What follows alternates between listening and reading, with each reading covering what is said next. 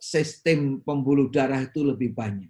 Tapi karena orang itu marah menaikkan katekolamin, justru katekolamin tadi menjadikan pembuluh darah di ujung-ujung itu menyempit, sederhananya seperti itu. Ya, mereka yang punya kebiasaan marah, punya potensi mengalami gangguan jantung 3 kali lebih besar. Puasa bisa berfungsi untuk detoksifikasi, itu puasa yang dilaksanakan antara 28 sampai 40 hari. Juga faktor leukosit, faktor sel T helper, dan juga sel NK tadi menunjukkan bahwa ketika orang berpuasa itu bisa meningkatkan sistem imun. Virus ini tipenya RNA, punya kemampuan merubah diri yang luar biasa, sehingga sangat sulit dibikin vaksin. Jangan sampai sudah berhenti makan cukup lama baru gosok gigi. Usahakan tidak lebih 8 menit dari berhenti makan, kita sudah gosok gigi. Spesialis saraf. Monggo Ustaz, kami aturkan. Assalamualaikum warahmatullahi wabarakatuh. Waalaikumsalam warahmatullahi wabarakatuh. Alhamdulillahirabbil alamin.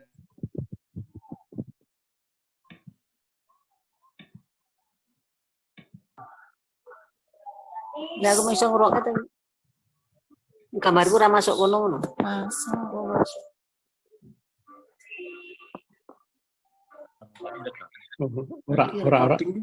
Ora bagus iki kamu patan wae.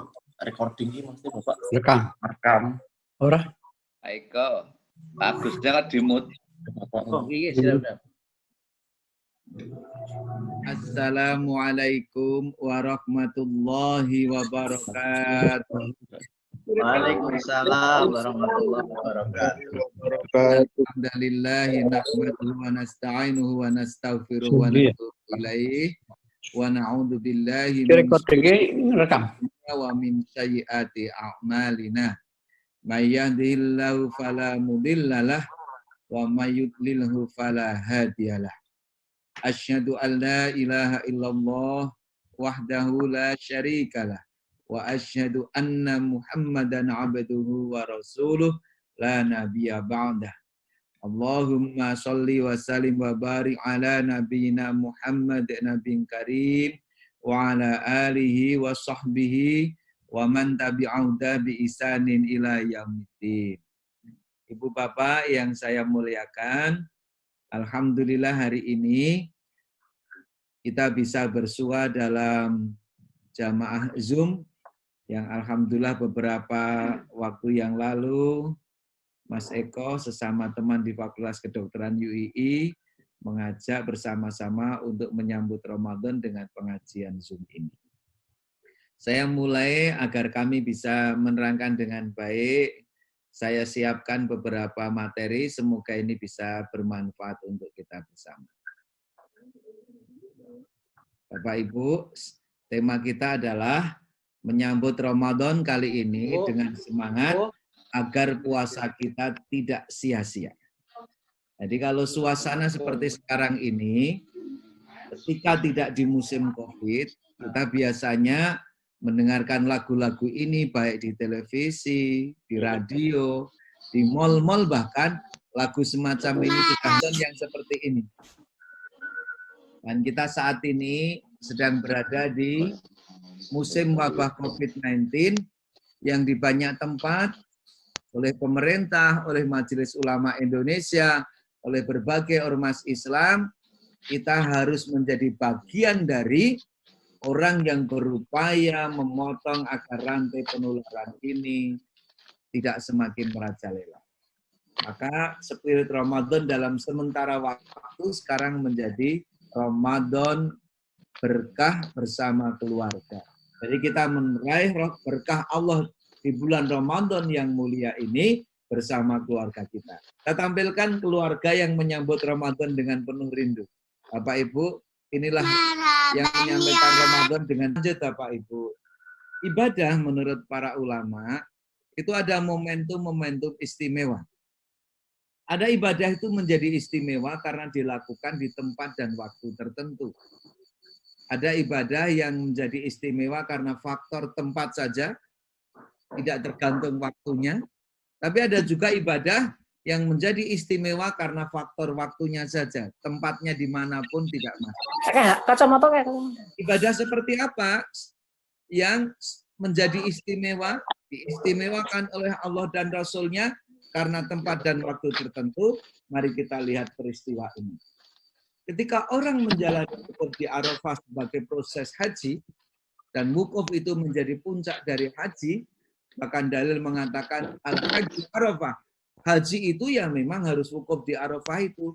Manakala orang tidak mengikuti wukuf di Arafah, berarti dia tidak menyelesaikan rukun haji, hajinya jadi tidak sah. Inilah saat di mana ketika orang berada di situ, di tanggal 9 Dzulhijjah itu, ibadahnya menjadi sangat istimewa. Hanya dari zuhur sampai maghrib, di luar itu tidak bisa. Hanya di Arafah dan hanya di tanggal 9 Dzulhijjah itu. Apa keistimewaan orang yang beribadah di tempat ini? Di saat itu Rasulullah menyebutkan di dalam sabdanya bahwa pada hari itu Allah membebaskan hamba-hambanya dari neraka. Jadi tidak ada kebebasan yang melebihi ketika orang berada di Arafah. Yang kalau dia memohon kepada Allah, makbul. Maka kita ingin setiap kita umat Islam bisa menjalankan haji dengan benar sebagai bagian dari rukun Islam. Saat ini, saudara-saudara kita yang sudah mendapatkan porsi, menanti dengan harap-harap cemas, karena musim COVID, belum jelas sampai sekarang apakah proses ibadah haji tahun ini dibuka oleh pemerintah Arab Saudi. Bagi yang bisa menjalankan ibadah di sini, sekali lagi, momentum, tempat, dan waktu sekaligus ibadah menjadi istimewa. Yang kedua, ya hanya faktor tempat. Bapak Ibu kenal ini adalah Masjid Nabawi. Khas arsitekturnya, yang saat ini di luar sudah dipasang tenda-tenda dengan payung, di dalam juga disediakan dengan payung, di belakang bahkan juga disiapkan payung. Ini Masjidil Haram. Saat ini Masjidil Haram juga telah mengalami perluasan. Hotel-hotel kecil di samping ini sudah dihancurkan karena untuk perluasan Masjidil Haram. Jadi kalau Bapak ke sana lagi, hotel yang nampak di samping di sini sudah tidak ada lagi karena semua sudah dihancurkan termasuk Pasar Seng. Nah, Bapak Ibu, terkait dengan ini, hadis Nabi menyebutkan sholatun fi masjidi, yang dimaksud adalah sholat di Masjid Nabawi di Madinah, lebih afdal dibandingkan sholat di tempat lain 1000 kali. Illal Masjidil Haram, kecuali sholat di Masjidil Haram. Jadi kalau kita sholat di Masjid Nabawi, pahalanya lebih baik 1000 kali dibandingkan sholat di tempat lain. Sedangkan orang yang sholat di Masjidil Haram, afdalu, dia lebih afdal berapa? 100.000 kali dibandingkan sholat di tempat lain. Ini momentum tempat. Oleh karena itu kalau kita bisa berada di tanah suci, kita perbanyak sholat di Masjidil Haram dan di Masjid Nabawi. Bapak Ibu bisa memantau dari televisi siaran langsung saat ini. Masjid Nabawi dan Masjidil Haram saat ini sepi. Ketika jamaah sholat hanya diikuti oleh segelintir beberapa orang, dan itu pun rata-rata petugas kebersihan dan askar. Karena memang Arab Saudi melakukan penutupan seluruh tempat ibadah, bahkan termasuk Masjidil Haram dan Masjid Nabawi. Selanjutnya, ibadah yang menjadi istimewa karena faktor waktu, salah satunya adalah ibadah yang kita lakukan di sepertiga malam terakhir. Orang yang bisa beribadah di waktu ini, Nabi menyebutkan, barang siapa yang memohon, diijabahi. Barang siapa yang meminta diberi, barang siapa yang mohon ampun, maka faghfirlah, dia diberi ampunan. Maka beruntung kalau kita setiap malam bisa bangun di waktu itu, sepertiga malam terakhir. Menjalankan qiyamul lail, menjalankan tahajud, Wa minal laili fatahajjad bihi nafilatan lak asa ayyab'atsaka rabbuka maqaman mahmuda. Setiap hari ada waktu itu. Sepertiga malam terakhir. Nah, ada waktu yang istimewa yang adanya tidak setiap hari, tapi setahun hanya 1 bulan, yakni Ramadan yang istimewa. Kenapa istimewa? Dalam riwayat disebutkan, hadis ini diriwayatkan oleh Imam Muslim, bahwa ja'a Ramadan futihat abwabul jannah wa ghuliqat abwabun nar wa sufitatis syayatin. Ketika Ramadan telah tiba, dibukalah pintu-pintu surga, ditutuplah pintu-pintu neraka, dan setan-setan pada dibelenggu. Harusnya kalau setan dibelenggu, maka kita menjadi orang yang lebih rajin beribadah. Kadang ada yang mengatakan, Bapak katanya setan dibelenggu, tapi kok saya masih malas beribadah ya? Bahkan Ramadan ada yang masih berbuat maksiat.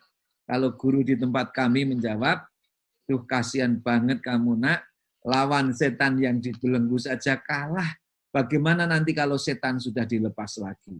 Maka kalau Ramadan kita kok masih futur, malas beribadah, berarti kita ini lemah sekali.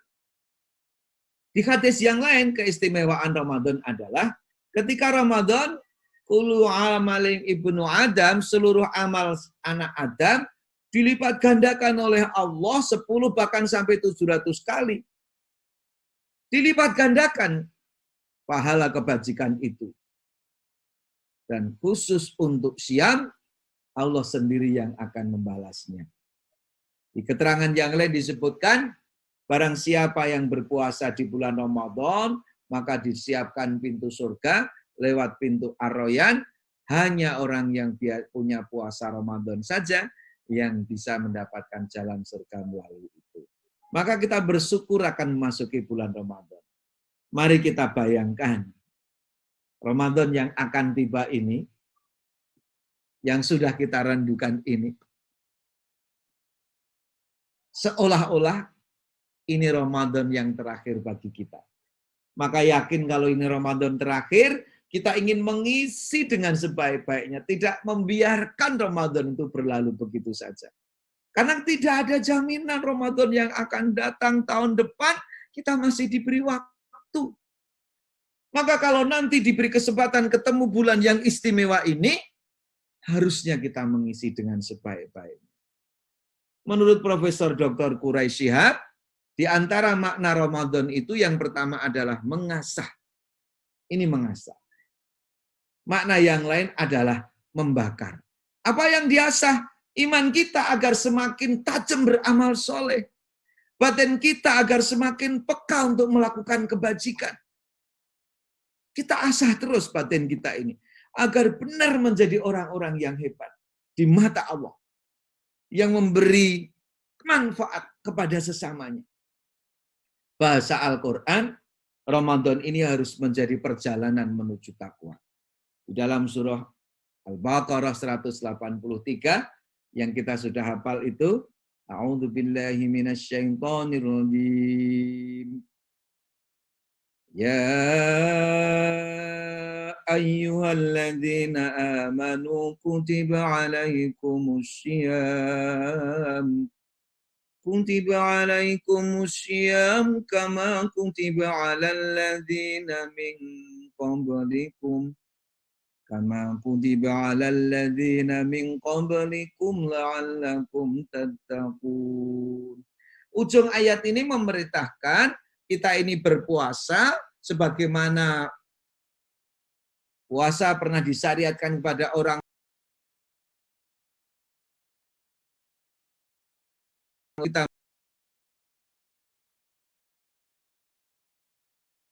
kita maknai bulan perjalanan menuju takwa. Ketika nanti Ramadan itu 30 hari, maka kita sebut 30 hari perjalanan menuju takwa. Kita semua harus ingin menjadi pribadi mutakin itu. Karena Allah mengatakan di dalam Al-Quran, Inna akramakum indallahi atqakum. Orang takwa inilah yang derajatnya tertinggi di mata Allah.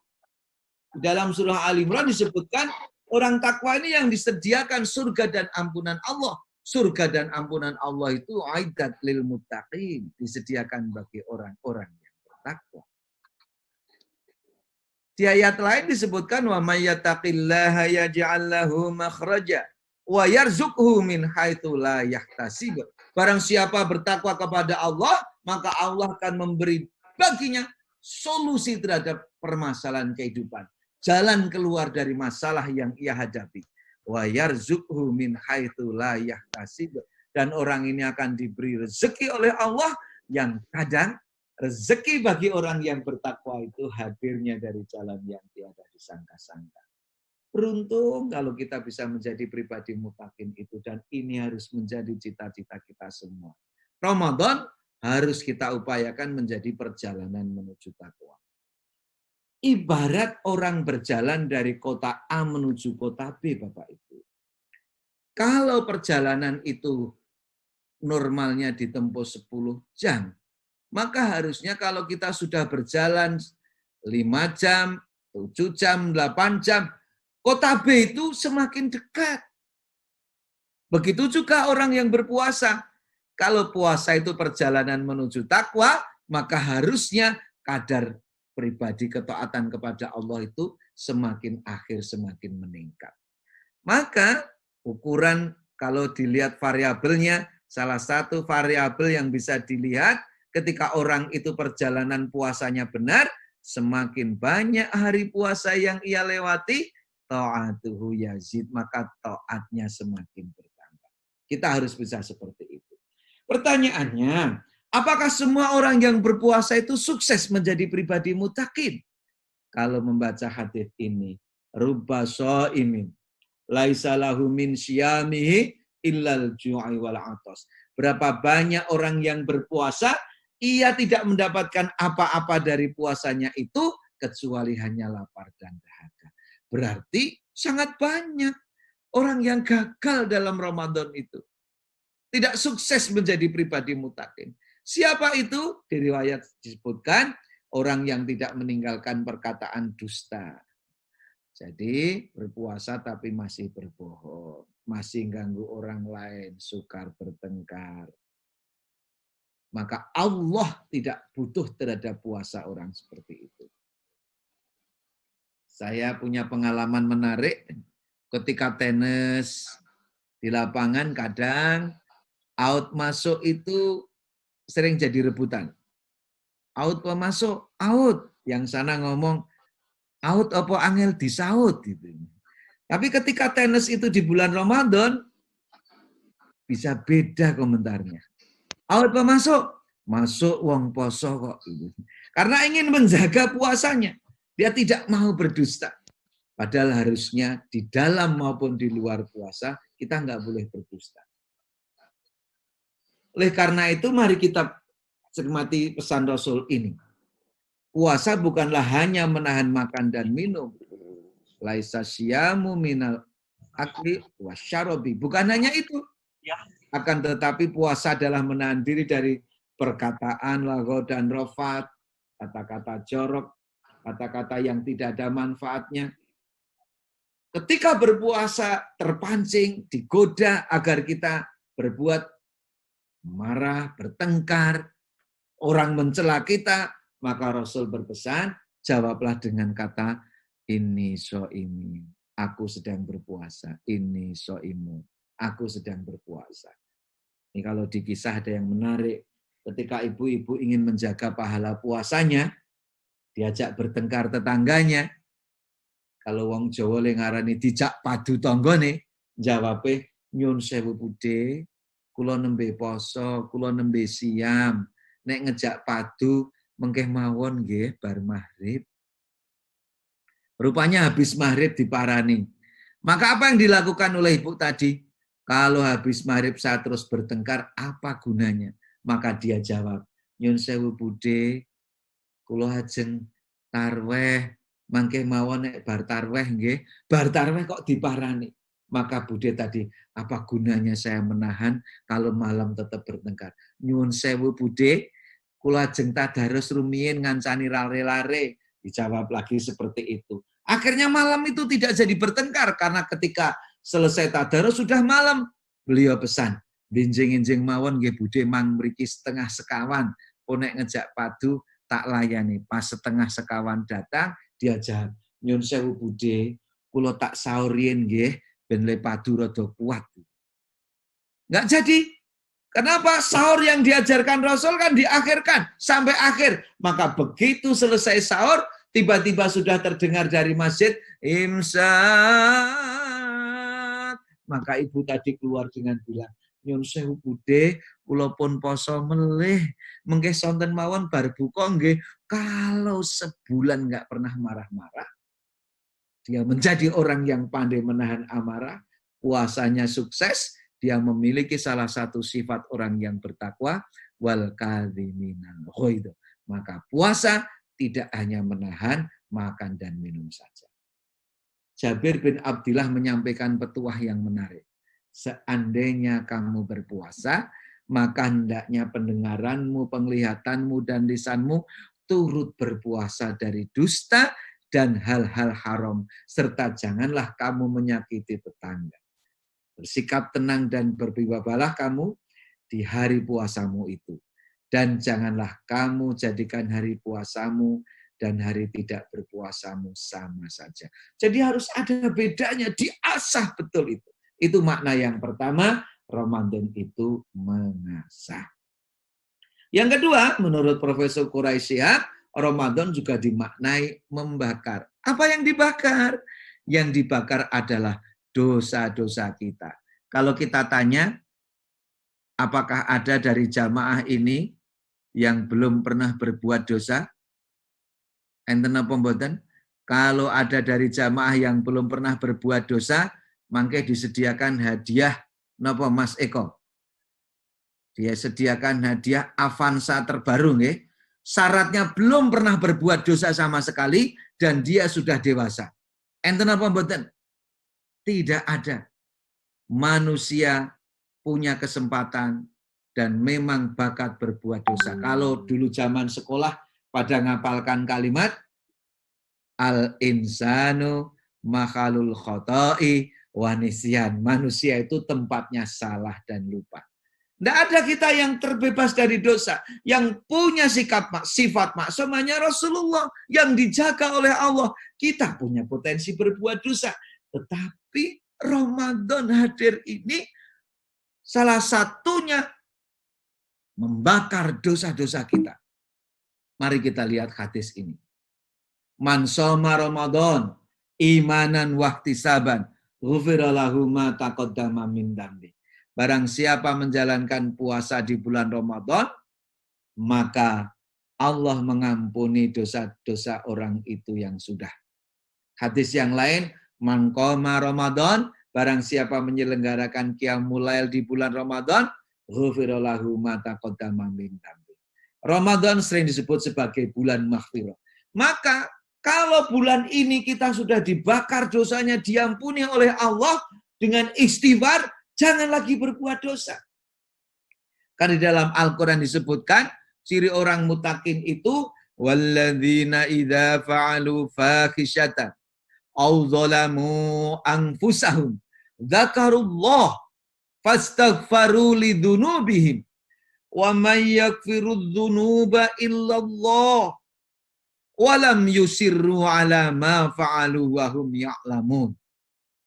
Dan orang-orang mutakin itu adalah orang-orang yang ketika ia terlanjur berbuat dosa atau perbuatannya menganiaya diri sendiri, ia segera ingat akan Allah, mohon ampun terhadap kesalahan yang telah ia lakukan itu. Siapakah yang ampunannya lebih besar dari Allah? Ampunan Allah itu melebihi dosa-dosa yang kita buat. Walaupun dosa kita itu telah menggunung, menumpuk, ketika kita siap bertobat, Allah akan memberi ampunan. Dan ciri orang bertakwa itu, walam yusirru ala ma fa'alu wa hum ya'lamun. Ia tidak mengulangi perbuatan yang telah ia mohonkan ampun itu karena ia mengetahui. Maka jangan sekali-kali kita berpikir berbuat dosa lagi. Ada santri yang bertanya kepada ustadznya, karena godaan maksiatnya begitu dahsyat. Dia tanya sama kiainya, sama ustadznya, bolehkah kami melakukan maksiat sedikit saja ustadz? Aslinya ini santri cerdas, mesti jawabnya tidak boleh. Karena kalau amal soleh itu kaidahnya memang mastata'tum, semampumu. Tapi kalau kemaksiatan itu tidak ada kompromi, semuanya tidak boleh dilakukan. Maka kepada santri yang cerdas ini, ustadznya menjawab, anakku, kamu boleh berbuat maksiat, asal setelah berbuat maksiat, jangan lagi ya makan rezeki dari Allah. Santri yang cerdas menjawab, Ustadz, saya harus makan apa? Bukankah seluruh rezeki ini dari Allah? Allah yang memberi rezeki saya, Ustadz. Kalau nggak boleh makan rezeki Allah, saya harus makan apa? Maka gurunya tadi mengatakan, kamu sudah tahu yang memberi rezeki Allah. Kenapa kok kamu masih berani bermaksiat kepadanya? Tidakkah kau pikirkan itu? Sampailah kepada pertanyaan, kamu boleh berbuat maksiat anakku, asal setelah berbuat maksiat, asal kamu sudah tahu caranya mengusir malaikat maut jika menjemputmu. Kalau kamu sudah bisa mengundur kematianmu, kamu boleh berbuat maksiat. Santri yang cerdas menjawab, itu tidak mungkin Ustadz, bukankah kematian itu rahasia Allah, datangnya tidak terduga, kalau datang nggak bisa ditunda. Nggak mungkin itu. Yakin santri itu tahu ayat Quran. Idza jaa ajaluhum fala yastakhiruna sa'ata wa la yastaqdimu. Jika ajal itu sudah tiba, tidak bisa diundur walau sa'ah. Tapi kalau belum waktunya juga tidak bisa diajukan. Maka ustadznya tadi bilang kepada santrinya, anakku, kamu sudah tahu bahwa kematian rahasia Allah, datangnya tidak terduga, kalau datang nggak bisa ditunda. Kenapa kamu masih berpikir untuk berbuat maksiat? Tidakkah kau bayangkan, hei anakku, bagaimana jika kemaksiatan itu menjadi akhir dari hidupmu? Tidak ada di antara kita yang pengen su'ul khotimah. Kita semua pengen mati husnul khotimah. Maka karena kita tidak ngerti setelah berbuat maksiat apakah masih diberi kesempatan bertobat, pilihannya jangan sekali-kali berbuat maksiat lagi ketika dosa itu sudah diampuni oleh Allah. Kita belajar dari Muhammad Ali. Ini Muhammad Ali wafat sekitar 5 tahun yang lalu, Bapak Ibu. Ali, dulu zaman saya kecil, kalau Ali tinju disiarkan TV, sekolah dibubarkan. Kita nonton, saya kecil taunya Ali ini orang Indonesia. Dia Muslim Amerika. Apa kata Ali? Saya tidak merokok, tapi saya selalu membawa korek api di kantong celana. Setiap kali hati saya tergerak untuk bermaksiat, maka saya bakar satu batang korek api dan saya rasakan panasnya di telapak tangan saya. Lalu saya berkata di dalam hati, wahai Ali, menahan panasnya korek api ini saja kamu tidak sanggup. Bagaimana dengan dahsyatnya neraka nanti? Dengan begitu kemudian Ali tidak melanjutkan lagi godaan kemaksiatan itu. Itu cara Ali. Maka mari kita jaga. Nah, selanjutnya, Ramadan sering juga disebut sebagai Syahrul Quran. Karena disinilah turunnya Al-Quran. Sebagian ulama meyakini itu. Di dalam surah Al-Baqarah disebutkan, Syahrul Ramadan alladzi unzila fihil Qur'an hudal linnasi wa bayyinatin minal huda wal furqan. Maka ketika Ramadan tiba, jangan lupa kita hidupkan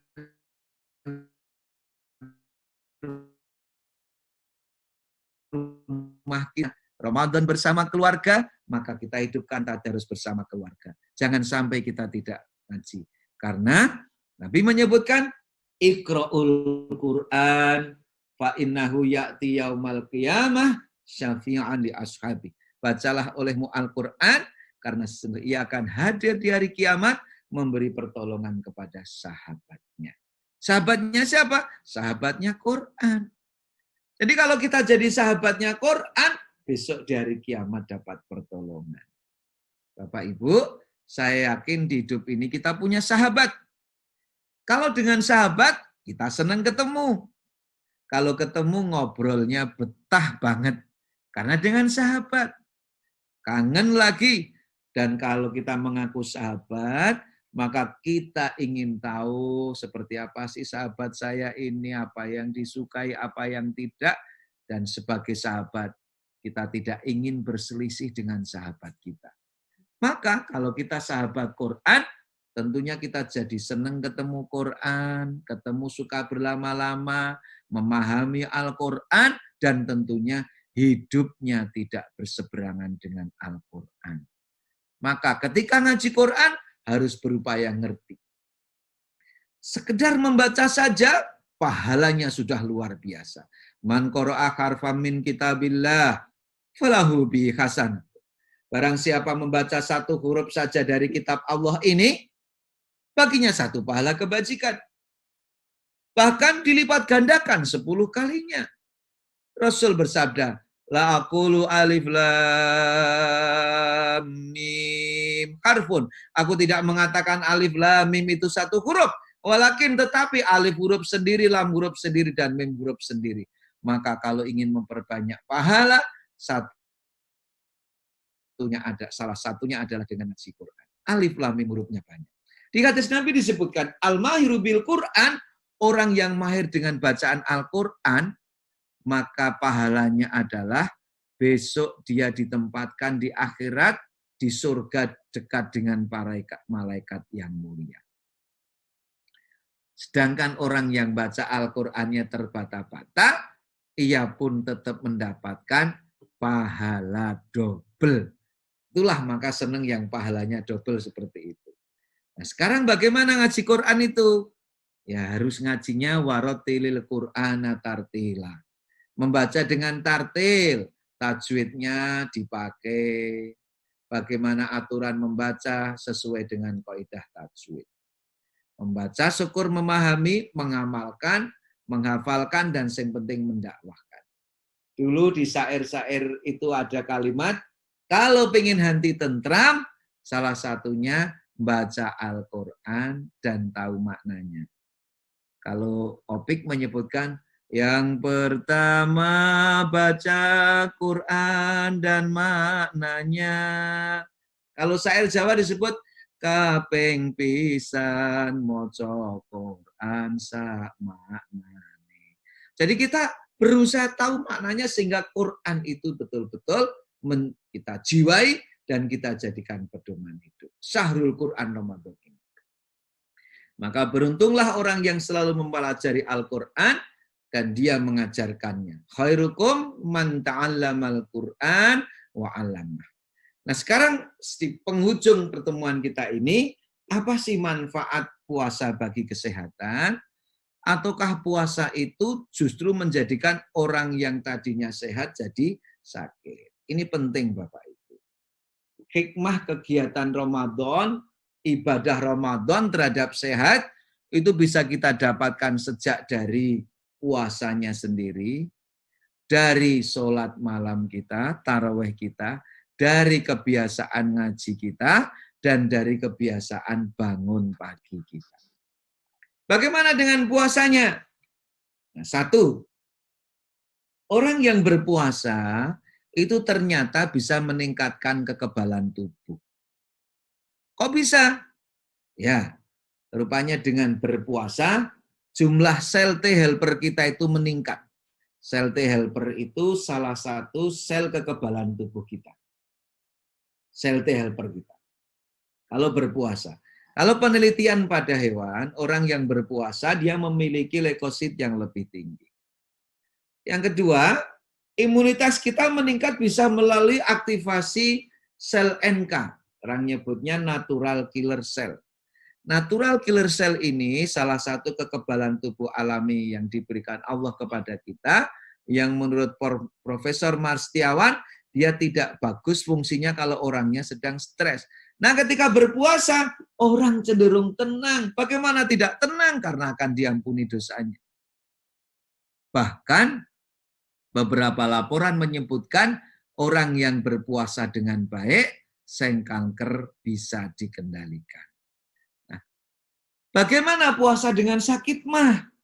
Karena seringnya ketika puasa mau datang, terutama waktu-waktu dulu, iklan obat sakit mah itu terus bermunculan. Seolah-olah mau mengatakan, hai orang Indonesia yang mayoritas Muslim, sebentar lagi kalian berpuasa, karena puasa itu bikin sakit, maka siapkan obatnya. Apa betul puasa itu bikin sakit mah?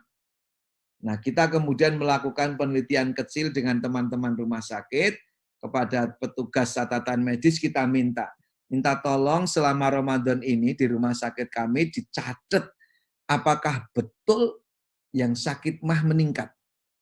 Karena Jogja ini kan mayoritas Muslim, kebanyakan puasa. Kalau memang puasa bikin sakit mah, mesti rumah sakit kita tambah kebak wong sing lara mah.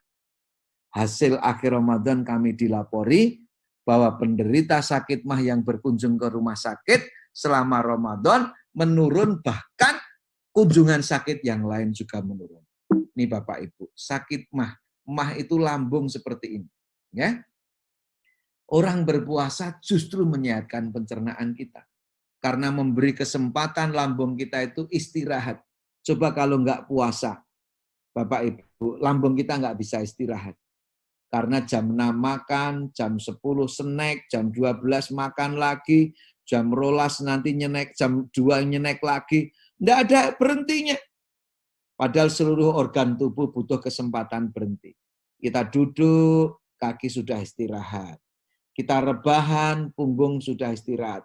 Tapi ketika kita tidur pun, lambung belum tentu istirahat. Istirahatnya ketika berpuasa. Bagaimana dengan sakit mah? Apa betul puasa ini menyebabkan sakit mah? Ini Bapak Ibu. Orang sakit mah itu memang sakitnya luar biasa. Tidak kuat dia. Tapi apa sih yang menyebabkan sakit mah itu? Sakit mah itu utamanya disebabkan karena gangguan asam lambung. Ini yang gastritis fungsional. Jadi asam lambungnya berlebihan atau asam lambungnya tidak normal, baik keluarnya maupun jumlahnya. Seringnya terjadi pada orang yang seperti apa? Satu, orang yang stres. Karena ketika orang itu stres, sekresi asam lambung meningkat. Yang kedua, orang yang pola makannya tidak teratur, tidak baik. Sekarang kita cek orang berpuasa. Apa orang puasa itu makannya tidak teratur? Kalau puasanya ikut seperti Rasul, mengawalkan berbuka dan mengakhirkan sahur, maka puasa kita justru menjadikan makannya tertib. Apakah puasa terhindar dari stres? Iya, karena ketika orang itu dosanya diampuni, batinnya jadi tenang. Apalagi mendengar kabar disediakan pintu surga melalui aroyan tadi. Yang terbukti, puasa justru terhindar dari penyakit gastritis. Menurut dokter senior guru kami di Rumah Sakit Sarjito, Dr. Maduseno, ahli penyakit dalam, konsultan gastro, dan Dr. Bayu Purnama disebutkan dispepsia fungsional non-ulkus, kita nyebutnya sakit mah, akan membaik dengan berpuasa. Yang ketiga, terakhir, puasa ternyata juga menjaga agar jantung kita tetap sehat. Dari mana? Satu, ketika kita puasa Ramadan, ternyata diteliti oleh Dr. Probo Suseno dan kawan-kawan di Rumah Sakit Sarjito, orang yang puasa Ramadan, tensinya pada yang hipertensi mengalami penurunan. Jadi terkendali, lebih sehat orang yang berpuasa itu. Apalagi ketika kita berpuasa tadi menahan marah. Orang yang menjaga marah itu bisa mengontrol yang luar biasa. Hati-hati dengan marah Bapak Ibu. Orang marah itu bisa menaikkan tensi karena ketika marah itu yang naik adalah hormon katekolamin. Ketika katekolamin naik, jantung itu berdenyut lebih kuat, lebih cepat, maka pompa jantung tadi memompa darah ke sistem pembuluh darah itu lebih banyak.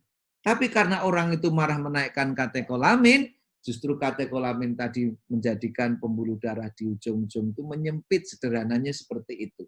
Maka ketika orang marah itu ditensi, dia sangat tinggi sekali. Penelitian di School of Medicine, John Hopkins School of Medicine Di situ menyebutkan diteliti 1000 laki-laki yang biasa marah, umurnya kurang dari 50 tahun, ternyata hasil penelitiannya mereka yang punya kebiasaan marah punya potensi mengalami gangguan jantung 3 kali lebih besar. Maka beruntung kita puasa. Sekali lagi, hati-hati dengan marah. Saya gambarkan pembuluh darah Bapak Ibu. Ini pembuluh darah ketika orang muda. Semakin banyak lemak yang dimakan, pembuluh darah itu semakin tertutup lemak seperti itu. Tertutupnya bisa semakin banyak seperti ini. Kalau dari samping bisa seperti ini. Nah, lemak-lemak ini yang menutup pembuluh darah ini bisa lepas, ruptur salah satu ketika orangnya marah. Takutnya kalau ini pecah, masuk ke pembuluh darah otak, jadilah orang itu bisa stroke. Maka sekali lagi, puasa yang diupayakan untuk mengendalikan marah sangat bermanfaat untuk kesehatan. La tahdab walakal jannah. Yang terakhir, ini penelitian di Yogyakarta Bapak Ibu, dilaporkan oleh Mas Dr. Hari Cahyo, Puji Raharjo, dan Siti Setiati. Yang meneliti orang-orang yang sakit ginjal, terkontrol, disuruh berpuasa. Sebelum Ramadan dicek dulu kondisi ginjalnya. Terus seminggu pertama Ramadan diperiksa lagi. Kedua, ketiga, keempat, bahkan seminggu setelah Ramadan telah tetap diperiksa. Hasilnya Bapak Ibu, puasa yang dilaksanakan itu setelah puasa terjadi perbaikan. Ketika puasa baru dilakukan seminggu, cek ginjalnya mengalami penurunan fungsi, tetapi klinisnya masih bisa dikontrol. Jadi ketika puasa baru seminggu, memang nampak fungsi ginjalnya mengalami penurunan. Tapi memasuki akhir Ramadan, fungsi ginjalnya membaik, bahkan lebih baik dibandingkan sebelum berpuasa. Penelitian ini seolah-olah mau mengatakan, kalau pengen puasa mendapatkan sehat, puasalah seperti takarannya Allah 1 bulan. Maka tidak boleh kita berpuasa itu buka kendang, tutup kendang. Gur telung dino ngarep, telung dino mburi. Karena rupanya sumber lain menyebutkan puasa bisa berfungsi untuk detoksifikasi. Itu puasa yang dilaksanakan antara 28 sampai 40 hari itu. Nah, akhirnya mari kita jalani puasa kita dengan baik, insya Allah dapat sehatnya.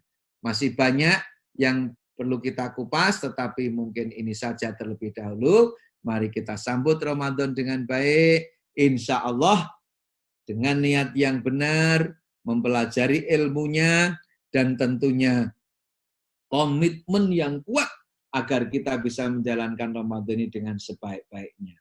Mendapatkan berkah Allah di bulan Ramadan, sekalipun Ramadan kita laksanakan di rumah kita masing-masing. Demikian Bapak Ibu, uraian Songsong Ramadan kali ini. Banyak salah, mohon maaf. Semoga memberi manfaat. Waktu kami kembalikan kepada Pak Eko. Aqulu qouli hadza fastaghfirullah li wa lakum. Assalamualaikum warahmatullahi wabarakatuh.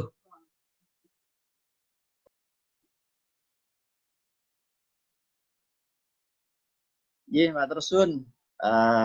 Ustadz Dr. Agus yang menghormati, barangkali ada bapak-bapak yang ingin menyampaikan pertanyaan, Pak Yono, Pak Ketua Takmir barangkali, atau yang lainnya dalam hal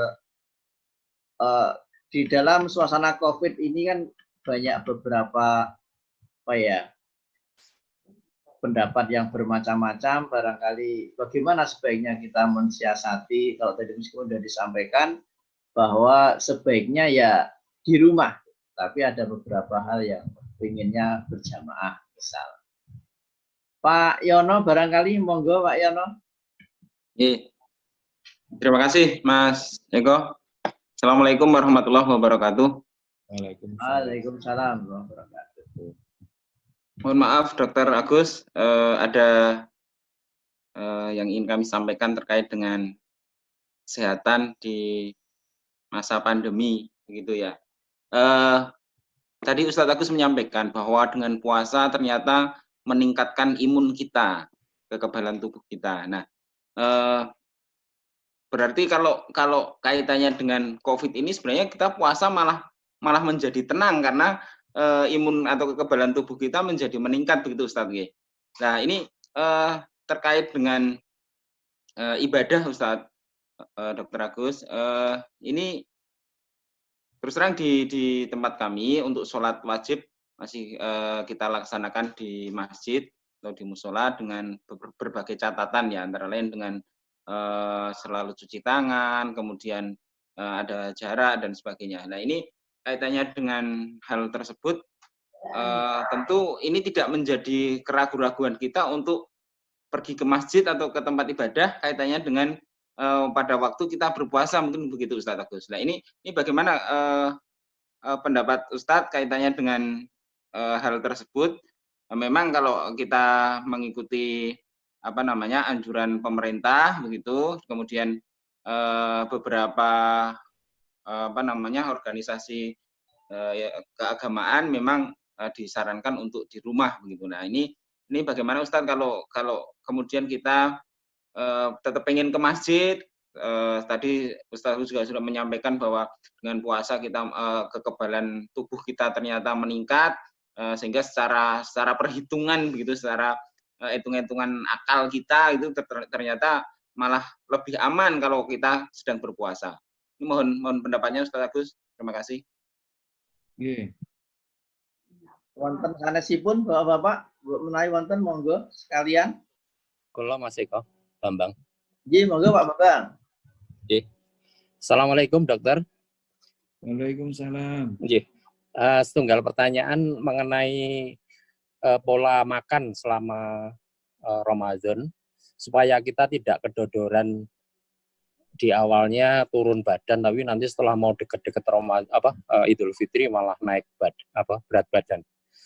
Untuk makan sahur, makan buka puasa, kemudian setelah taraweh itu sebaiknya bagaimana mensiasati pola makan supaya nanti begitu buka kemudian makan nasi 2 piring kan banyak sekali kedodoran. Mungkin ada masukan mohon saran dokter.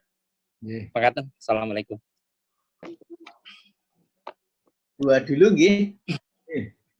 Monggo Ustadz Agus. Yang pertama tentang bagaimana Ramadan ini. Penelitian memang ketika orang berpuasa menaikkan sistem imun. Itu betul. Jadi beberapa penelitian menunjukkan bahwa ketika orang berpuasa juga faktor leukosit, faktor sel T helper, dan juga sel NK tadi menunjukkan bahwa ketika orang berpuasa itu bisa meningkatkan sistem imun. Lantas bagaimana dengan suasana COVID ini? Nah, Rasulullah itu pesannya jelas. La doror wala diror. Kita ini tidak boleh membahayakan diri dan juga tidak boleh membahayakan orang lain. Dan pemerintah Arab Saudi bahkan seluruh masjid ditutup. Turki lebih melakukan seperti itu, tidak hanya masjid. Para ulama sudah mempelajari seperti itu dan kita yakin ulama-ulama yang memutuskan itu adalah ulama-ulama yang soleh yang diberi keilmuan. Sehingga ketika mengamalkan la doror wala diror, kemudian kita mengurangi kerumunan, kontak dan segalanya, dan tidak mengurangi fadilah sholat kita karena ini suasananya adalah suasana wabah COVID.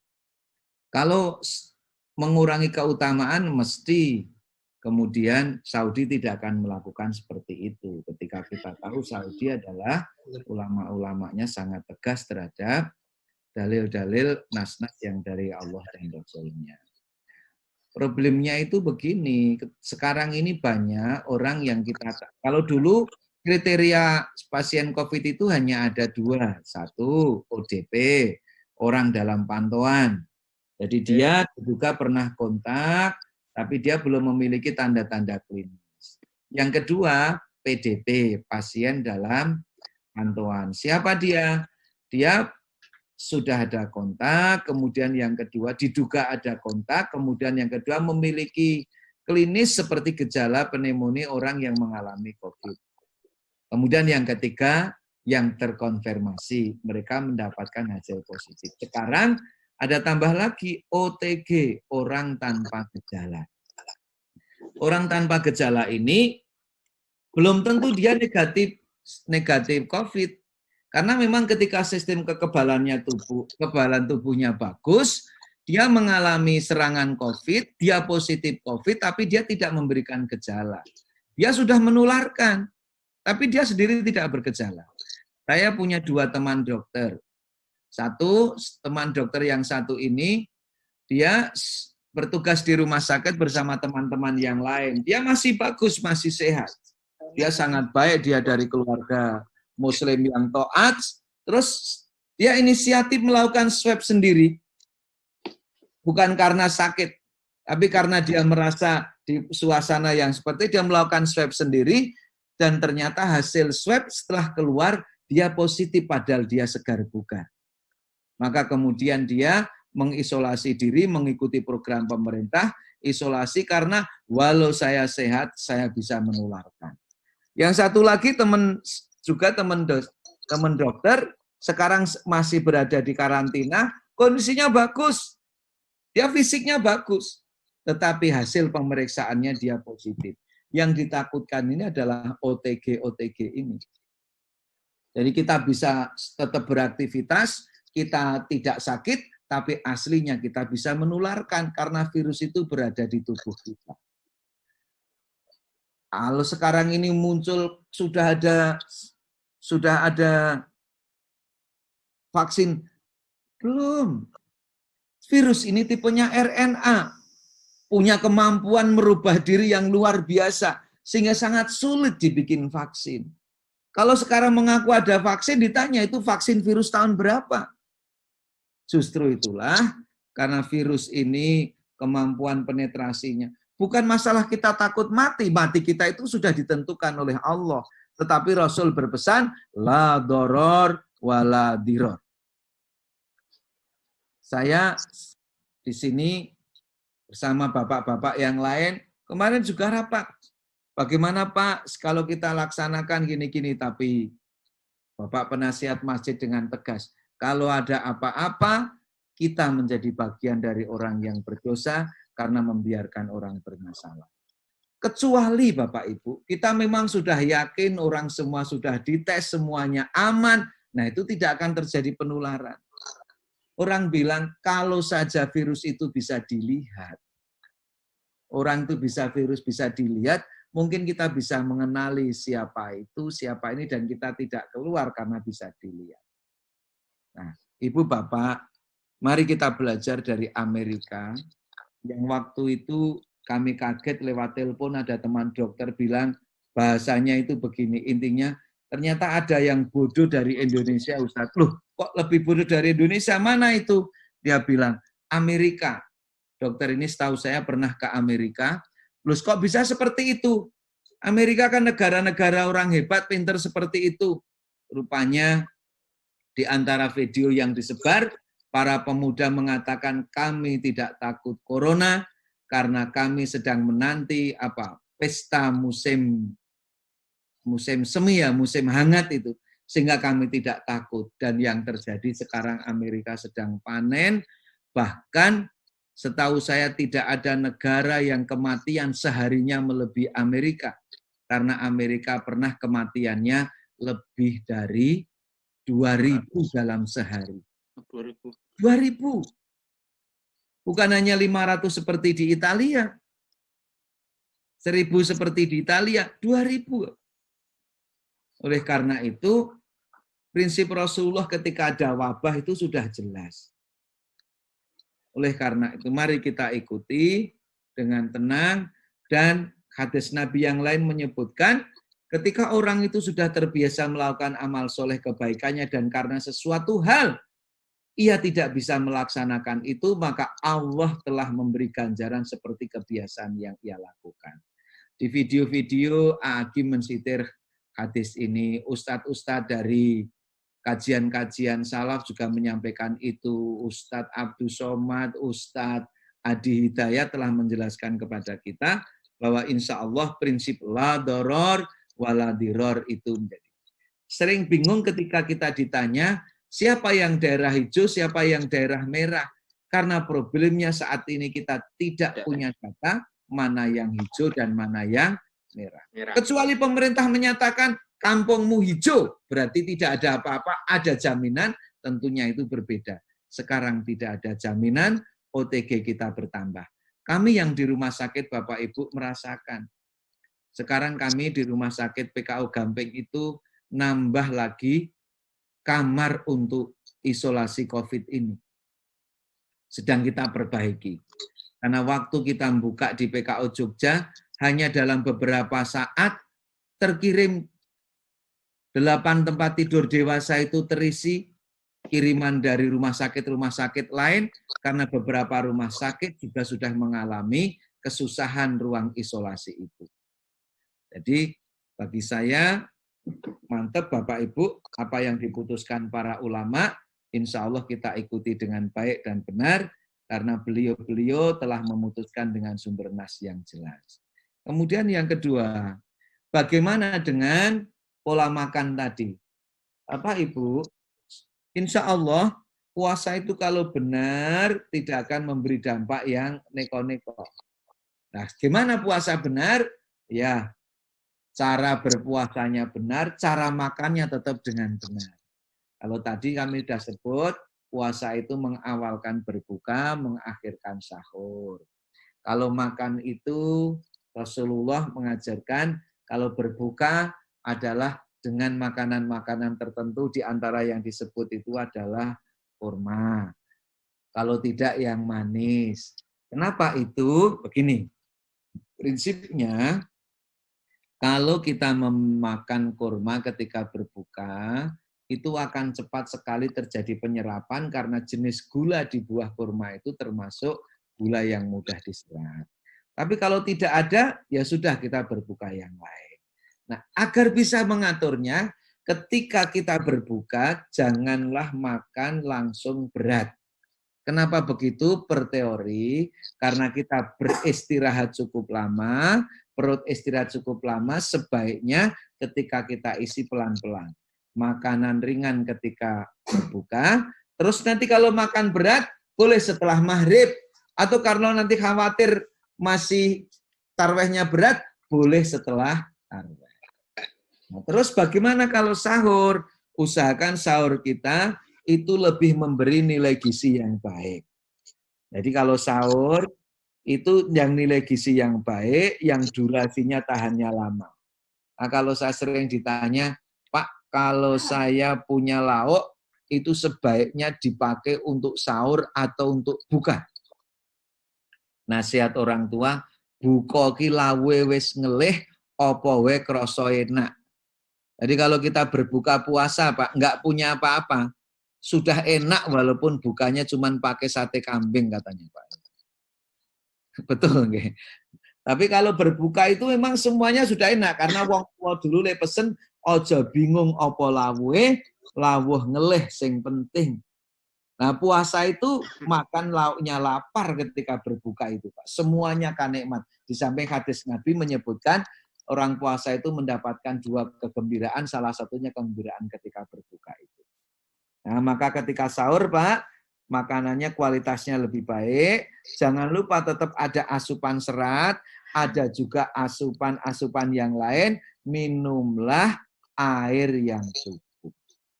Nah, berbuka tidak boleh berlebihan karena makan itu prinsipnya la tasrofu. Makan tidak boleh berlebihan. Ukurannya, Pak, kalau hadis Nabi sering menyebut, biarkan perut itu 1/3 untuk benda padat, 1/3 untuk cair, 1/3 untuk udara. Artinya bangunan yang ada di sini ini, jangan sampai setelah makan kita besesek karena dorongan untuk bernafas diafragmanya sudah susah. Berarti kita makannya sudah berlebihan. Jadi prinsip Rasul seperti itu, insya Allah kita makannya tidak berlebihan. Nah, bagaimana kalau kita bagi penderita diabetes mellitus? Nah, itu perlu kontrol dulu, janjian sama dokternya, apa perlu diganti obat atau tidak. Aslinya menurut Profesor Askandar, orang yang diabetes mellitus berpuasa, itu penggunaan obat bisa dikurangi karena kontrol gulanya lebih gampang. Tentunya jangan sampai orang diabetes mellitus kok minum obat penurun gulanya, setelah sahur bisa ambruk nanti. Nah, terus bagaimana dengan air? Nah, sahur siapkan air, Pak. Yang menarik itu, Pak, ketika sahur itu ya tetap berat, Pak. Bangun itu bagaimanapun juga sahur itu berat. Maka kalau pengen sahur itu nikmat, sebelum sahur itu sudah ada aktivitas. Bapak Ibu mau tadarus dulu, sehingga fisik kita sudah di posisi normal. Tapi umumnya kita bangun saja berat. Nabi menjadikan, ambillah kamu makan sahur, fa inna fis sahuri barokah. Karena sesungguhnya di dalam sahur itu ada barokah. Nah, terus ini penting, Pak. Bagaimana agar mulut kita tidak bau ketika berpuasa? Karena kadangkala kita itu terus mantap dengan bau mulut orang yang berpuasa, katanya lebih baik daripada bau kasturi. Saya mendapatkan dari sumber lain, hadisnya ternyata tidak rojih. Jangan sampai kita tidak produktif gara-gara puasa terus bau mulut. Gimana mengatasi bau mulut ini? Ini tipnya Bapak Ibu. Kalau kita makan sahur, jangan sampai sudah berhenti makan cukup lama baru gosok gigi. Usahakan tidak lebih 8 menit dari berhenti makan kita sudah gosok gigi. Insya Allah kalau begitu, kita sudah niat berhenti makan nih, terus kita gosok gigi, tidak ada sisa yang ada di sini. Bersih. Jangan sampai malah kemudian disisakan konggo jam 8:30. Tidak boleh. Ini harus segera dibersihkan sehingga tidak ada yang diurai oleh bakteri pembau. Bakteri pembusuk tadi. Tidak ada yang diurai sehingga kita bersih. Terus yang kedua, setelah itu jangan tidur. Karena kalau tidur terus mulut tertutup, di situ terjadi proses anaerob terus-menerus, maka nanti ketika bangun mulutnya jadi bau. Ikut di sebuah riwayat, Rasulullah itu kalau habis sahur tidak tidur. Nunggu subuh dan sahur itu rata-rata kalau orang membaca Al-Quran kurang lebih 50 ayat. Jadi habis sahur segera gosok gigi, jangan tidur setelah sahur. Insya Allah kita tidak akan bau mulut. Tapi yang penting dipastikan tidak ada karies gigi, tidak ada gigi yang berluka. Mungkin demikian Mas Eko. Ye, matur suwun. Ada lagi Bapak-bapak yang ingin bertanya, monggo. Barangkali ada. Hidupkan mic, kemudian menyampaikan pertanyaan. Monggo, disilahkan kalau masih ada.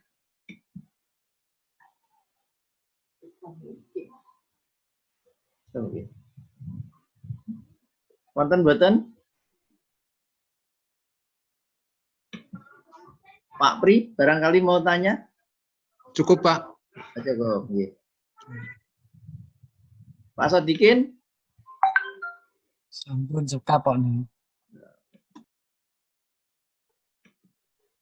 Pak Joko, barangkali Pak Joko, monggo. Kalau ada pertanyaan? Ampun sekap, Pak. Ampun sekap. Kalau tutup Pak Eko. Oke, Bapak Ibu, mumpung ini Ramadan, monggo kita berikhtiar dan juga bermunajat dengan sungguh-sungguh. Kita tahu sehat dan sakit itu kuasa Allah. Allah lah yang menentukan segalanya. Maka ketika kita berikhtiar untuk sehat dan sakit, semuanya harus mengikuti petunjuk Allah dan Rasul-Nya. Tidak boleh dengan cara-cara yang tidak dituntunkan oleh Allah dan Rasul-Nya. Termasuk ketika kita menghadapi COVID-19 ini.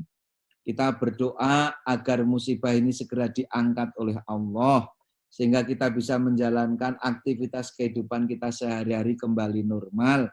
Kita bisa menjalankan aktivitas ibadah semakin nyaman, karena kita tahu dengan cobaan yang tidak terlihat saja, nampak bahwa kita ini tidak bisa berbuat apa-apa. Bahwa kita adalah makhluk yang lemah, maka selalu kita berdoa la haula wala quwata illa billah. Maka kita mohon betul kepada Allah dengan ikhtiar sesuai yang dituntunkan oleh Allah dan Rasul-Nya. Sekali lagi, ini momentum yang baik Bapak Ibu. Tadi laporan dari gugus COVID, angka 200 itu sudah menunjukkan penurunan. Mudah-mudahan ini karena dampak dari usaha kita bersama, mengurangi pertemuan dan di banyak hal, sehingga nanti kita berharap pertengahan Ramadan sudah tidak ada penambahan lagi, sehingga Indonesia sudah berakhir dari. Kita berharap kita bisa sholat Id di tanah lapang lagi dengan tiada ketakutan. Kita bisa berharap masjid-masjid kembali makmur, dan yakinlah kalau masih banyak orang yang istighfar, masih banyak orang yang berdoa, Allah akan mengangkat musibah ini. Amin. Ya, Bapak Ibu, kami berpesan, monggo tidak terpancing dengan isu-isu hoak yang ada di dunia maya, yang ada di medsos. Banyak sekali isu hoak terkait dengan COVID ini, termasuk makanan, termasuk yang lain, karena banyak orang yang ingin suasana tidak semakin kondusif. Insya Allah, kalau kita yakin bahwa semuanya itu ujian dari Allah, maka kita harus bersungguh-sungguh agar lulus ujian ini. Semua merasakan satu hal saja mungkin yang kami share sini. Kalau sakit itu bukan masalah kematiannya Bapak Ibu. Tetapi kalau kita sudah positif, kita ini nggak bisa kontak dengan keluarga kita. Kalau kita dirawat pun nggak boleh ditengok. Dan yang sedih kalau semakin banyak orang yang positif, kemudian petugas kesehatan juga ada yang positif, nanti lama-lama habis tidak ada yang menolong. Bapak Ibu ingat, di Rumah Sakit Karyadi, 40 lebih tenaga kesehatan sekarang sedang dirumahkan, bahkan beliau profesor, beberapa dokter bedah saraf karena tertular. Ada teman kami yang harus mondok karena COVID ini, karena harus meriksa orang yang meninggal dan dia tidak cerita bahwa sebelumnya ada kecelakaan atau perjalanan dari daerah yang merah. Baru setelah mencari surat keterangan sehat, yang ngaku perjalanan dari daerah yang potensial untuk tertular. Dan harus mondok di rumah sakit, alhamdulillah sudah pulang setelah 2 kali tes positif. Setelah 2 kali tesnya negatif. Saat ini di Rumah Sakit Sarjito di medsos sudah beredar beberapa petugas kesehatan sedang mengalami kasus positif. Karena begitu yang tertular itu penjaga kesehatan, tidak sederhana karena kemudian sekian orang yang kontak itu akan dirumahkan semua Bapak Ibu. Inilah mari kita bareng-bareng kita jaga, yakin sehat dan sakit itu kuasa Allah. Wa idza maridtu fahuwa yasfin. Allah yang akan menyembuhkan apabila kita sakit, maka ikhtiar kita harus sesuai yang dituntunkan oleh Allah dan Rasul-Nya. Banyak salah, mohon maaf. Selamat menjalankan ibadah Ramadan dengan sebaik-baiknya sesuai dengan tuntunan Rasul. Semoga Allah meridhoi dan memberikan.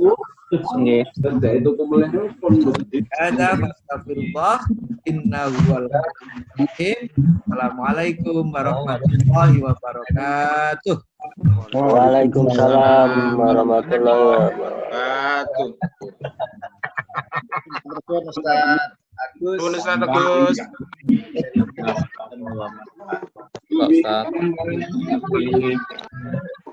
Oke, Bapak-bapak, Ibu-ibu, marilah untuk pengajian malam hari ini nanti kita dilanjutkan sama dengan doa kafaratul majlis di hamdalah. Subhanaka Allahumma wa bihamdika asyhadu an la ilaha illa anta astaghfiruka wa atubu ilaik. Alhamdulillahi rabbil alamin. Assalamualaikum warahmatullahi wabarakatuh. Waalaikumsalam warahmatullahi wabarakatuh.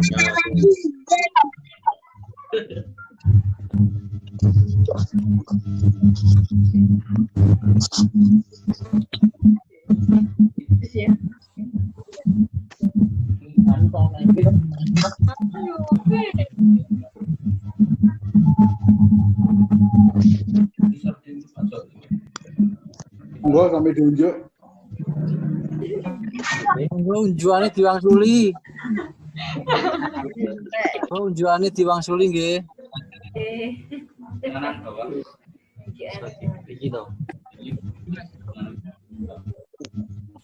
Laporan Mas Dono. Laporan keuangan tak sedikit. Laporan keuangan ora. Niki kula laporke nggih keungane. Nggih, monggo. Suwimen ya?